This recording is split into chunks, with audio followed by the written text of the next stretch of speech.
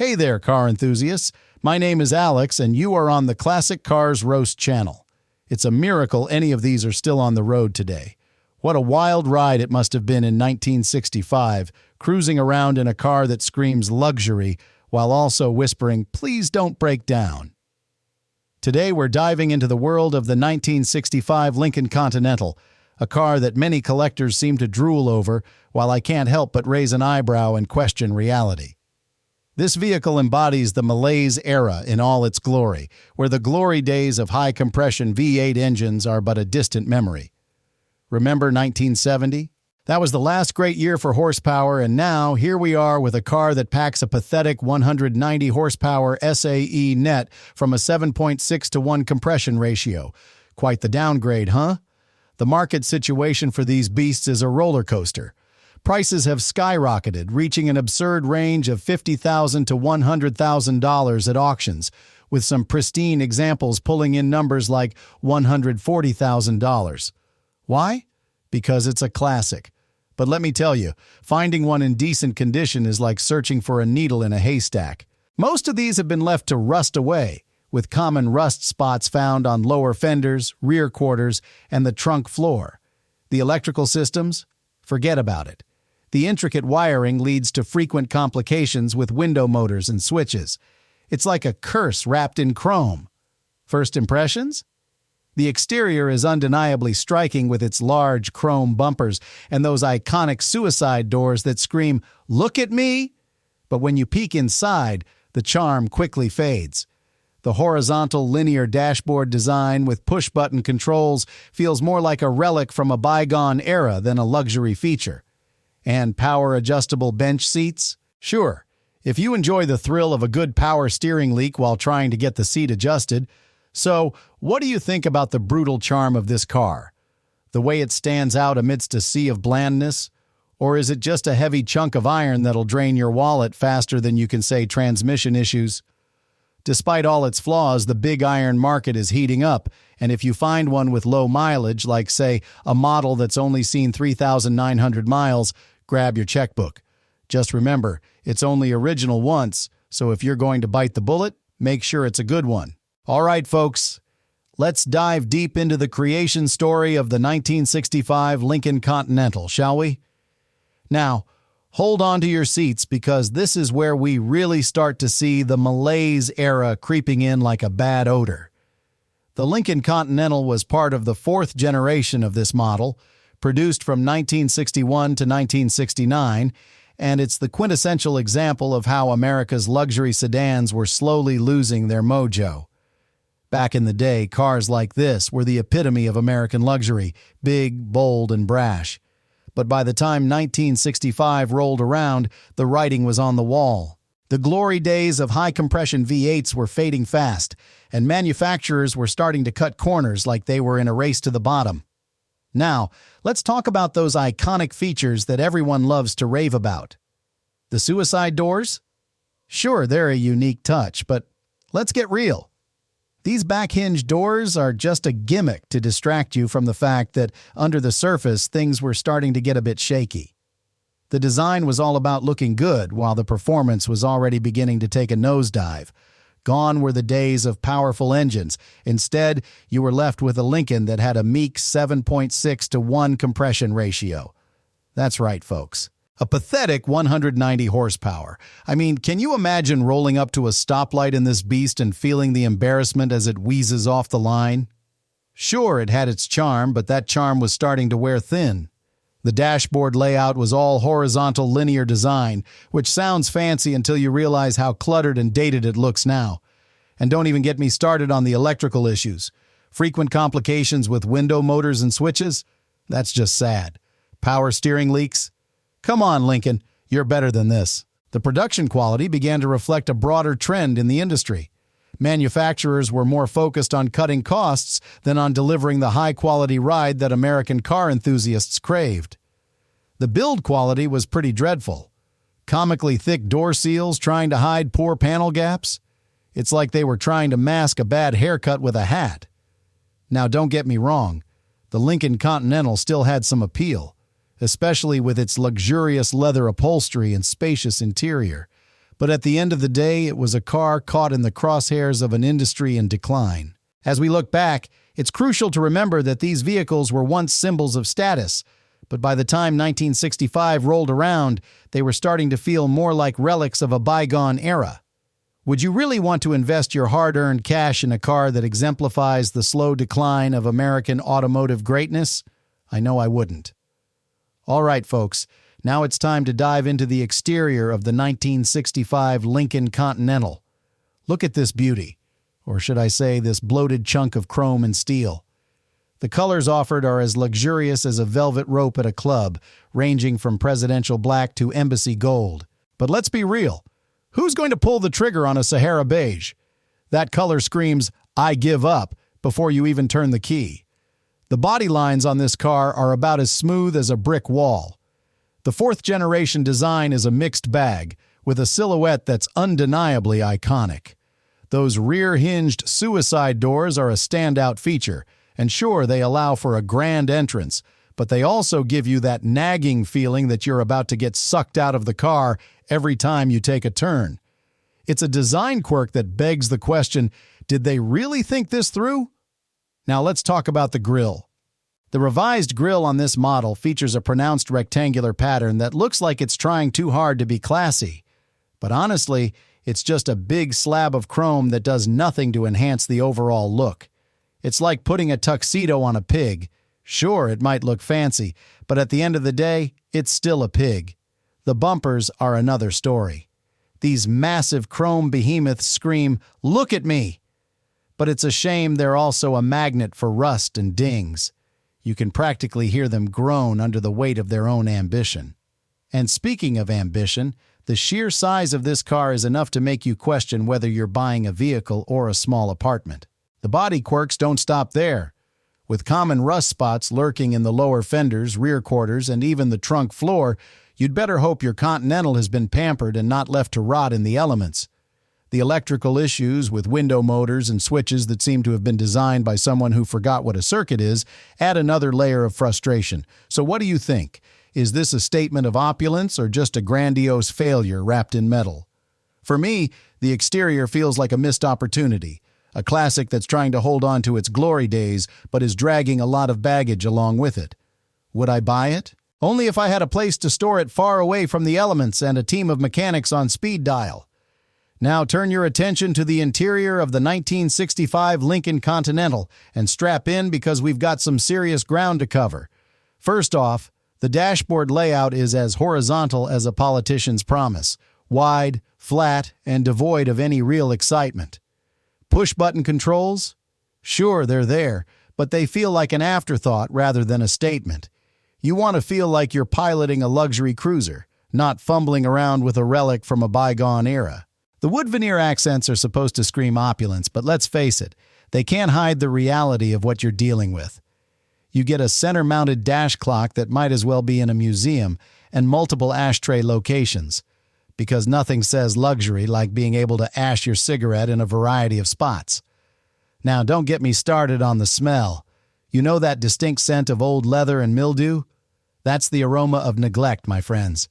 If someone didn't treat this car right, you'll be left with a nose full of regret every time you slide into those bench seats. Speaking of seats, they offer power adjustment for the driver's side, thank goodness for small mercies, but the comfort level is about as soft as a brick. You're not going to be taking any long road trips without feeling like you've been through a wrestling match afterward. Let's talk about options, or the lack thereof. You won't find a plethora of customization here. It's as if the Lincoln designers thought, why bother? You get a deluxe steering wheel with a horn ring, and that's pretty much it. No fancy gadgets, no tech features to make you feel like you're in the 21st century. Just you, a hulking piece of vintage iron, and the distant memories of what luxury used to be. And don't even get me started on durability. Common rust spots are lurking in all the wrong places. Lower fenders, rear quarters, the bottom of doors. If you're lucky enough to find one without major rust issues, consider yourself a collector's golden child. Electrical problems? Oh, they're practically a rite of passage. Window motors and switches often fail due to complex wiring that feels more like a spaghetti mess than an engineering marvel. So, with all these flaws and compromises, you have to ask yourself, Is this really the kind of interior you want to be spending your time in? For me, it's a resounding no. If I'm going to sink my money into a classic, the interior needs to be as impressive as the car's exterior. Would you want to spend hours behind the wheel, fighting with a dashboard that feels like it was designed for a low-budget sci-fi movie? I didn't think so. All right, folks, buckle up because we're diving headfirst into the engine of the 1965 Lincoln Continental, and trust me, it's a wild ride. Now, the heart of this beast is the ML 430 cubic inch displacement engine. Yes, you heard that right, 430 cubic inches of what should be pure American muscle. But hold on to your hats, because while the numbers might sound impressive at first, they're about to take a nosedive into mediocrity.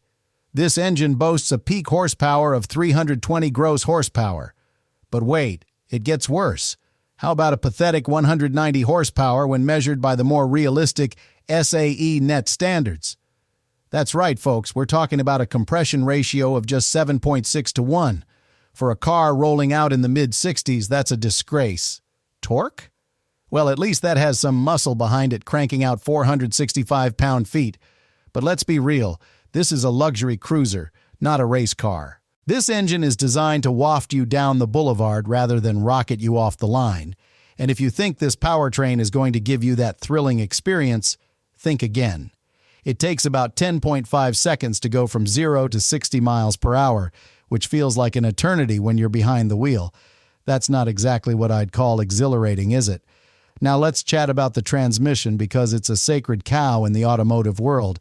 The Lincoln turbodrive automatic transmission, while a step above the more common Ford C6 from that era, still leaves a lot to be desired. This isn't the glorious turbo hydromatic 400 that we all know and love. It's more like a lazy uncle who just can't keep up with the family. The shifts are sluggish, and you'll feel every ounce of that weight when you're trying to make a quick getaway from a stoplight. But what about the overall engineering? Sure, the MEL engine has its dedicated fans, but for me, the lack of real power and the heavy, lumbering feeling of this car just doesn't cut it. The handling? Forget it. It used to be better back when cars had that raw, unfiltered connection to the road. These days, it feels like driving a barge instead of a classic luxury car. So, what's the takeaway here? The engine of the 1965 Lincoln Continental is a mixed bag. It's got some charm, sure, but with such low horsepower and a transmission that struggles to keep up, it's hard to see this as a true classic in the performance department. For me, unless you're a die-hard fan of that big iron aesthetic, you might want to think twice before shelling out your hard-earned cash for this one. All right, folks, it's time to dive into the mechanics of the 1965 Lincoln Continental, and believe me, this is where the rubber meets the road, or in this case, where the confusion meets the chaos. First up, the transmission. Now brace yourselves because this is a sacred cow we're about to dissect. The Lincoln turbodrive automatic transmission in this beauty is the best automatic transmission ever built. Yes, you heard me right. It's smooth, it's robust, and it actually gets the job done without the drama. You see, the Turbo Hydromatic 400, which was a game changer, set the bar high, and while the Lincoln turbodrive might not quite reach those heights, it's still a solid performer. Now let's not kid ourselves, the C6 that came later was a decent enough unit, but when you put it next to the turbodrive, it's like comparing a full-bodied Cabernet with cheap box wine. Now let's talk about the rear axle. Typically, you're looking at a 3.0 to 1 axle ratio here, which is about as thrilling as watching paint dry. Sure, it's functional, but it's not exactly what I'd call exhilarating. This car was meant to be a statement on the road, yet with that axle ratio, it feels more like your great-aunt's Sunday drive. A 0 to 60 miles per hour time of approximately 10.5 seconds? That's just embarrassing. You could practically walk alongside it. And let's not even mention the quarter-mile time of 18.2 seconds at 75 miles per hour. It's like this car is saying, hey, I'm not in a hurry. Now, don't get me wrong, the Lincoln Continental was built to cruise, not race.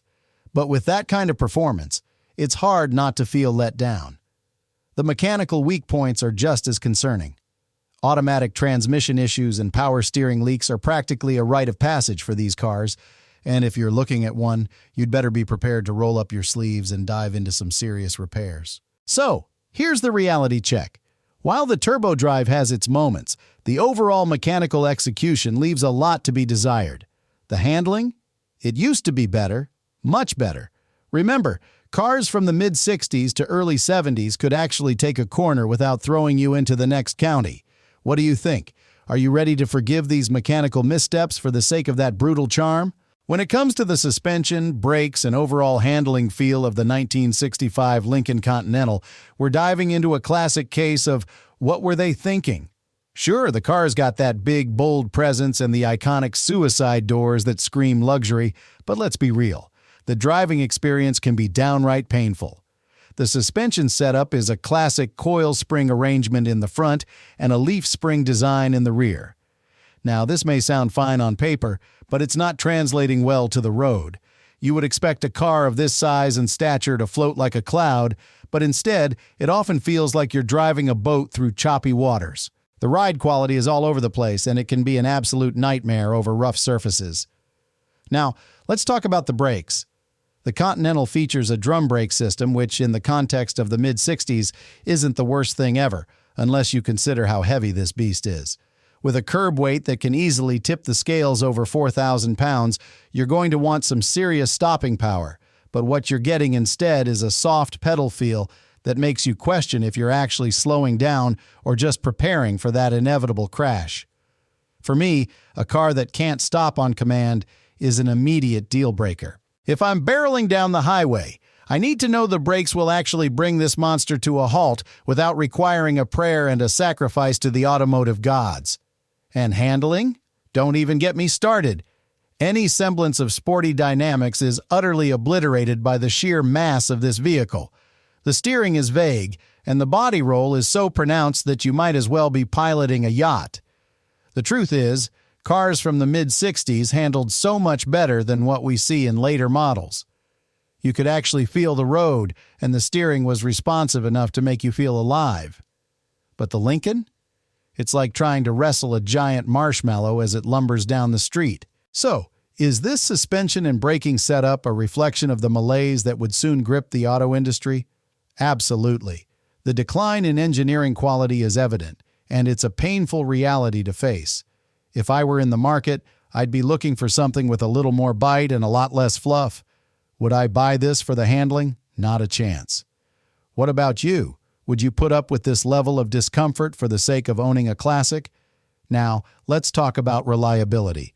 Because if you're considering a classic like the 1965 Lincoln Continental, you'd better brace yourself. This car is notorious for its rust problems, especially in the lower fenders, rear quarters, and even the trunk floor. If you're not careful, you'll find yourself knee-deep in rot before you even get the chance to enjoy that glorious ride. And don't even get me started on the electrical issues. The window motors and switches are practically begging for a complete rewiring after 50-plus years of neglect. For me, a car that requires constant attention to simple electrical components is a massive red flag. Mechanical reliability? Well, that's another can of worms. The automatic transmissions are known to cause headaches, and the power steering leaks like a sieve. Seriously, if you're not prepared to get your hands dirty, this might not be the classic car for you. You'll want to have a solid mechanic on speed dial because this beauty is going to need some TLC. So, what's the verdict? The 1965 Lincoln Continental has that brutal charm, that unapologetic character that makes you feel like a king behind the wheel. But the reality is, it's a double-edged sword. It's a car that demands respect, patience, and a bit of cash to keep it running smoothly. If you find one in decent condition, it's worth considering as part of your collection, but only if you're prepared for the commitment. Would I buy one? Honestly, if I could find a well-preserved example for a good price, I might just pull the trigger.